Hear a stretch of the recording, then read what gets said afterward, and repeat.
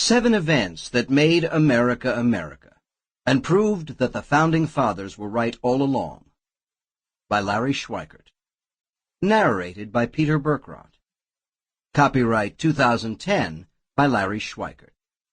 This unabridged audiobook is published by arrangement with Sentinel, a member of Penguin Group, USA, Incorporated, and was produced in the year 2010 by Tantor Media Incorporated, which holds the copyright thereto. Introduction.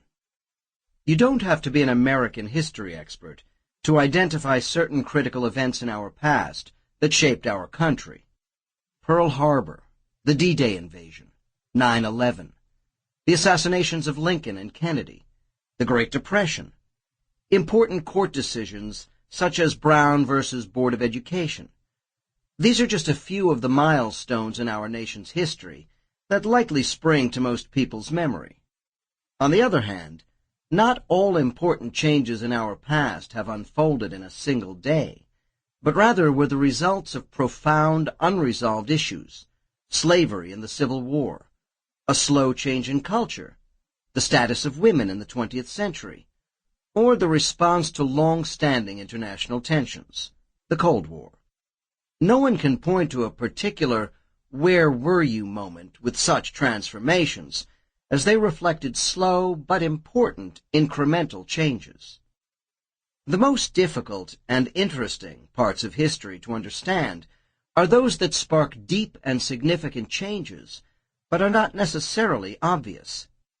That is the purpose of this book, to explore and explain some of these forgotten or unheralded moments in an effort to show the profound way in which they influence our history. Yet there is a second purpose in this book, namely to examine the 7 events I have chosen in light of the Founders' vision for America. How would George Washington, James Madison, Thomas Jefferson, and other founders have interpreted these events? Did the event confirm the vision of the Founders, or constitute a departure from their hopes? In short, would the Founders have approved or disapproved of the actions that followed from the event itself? Most important, what can we learn from these events of our past to help build a better future and a stronger America? For example, Madison wrote with mixed emotions about factions or partisan strife, disdaining it, as did Washington, yet acknowledging it as unavoidable and inherent in human nature.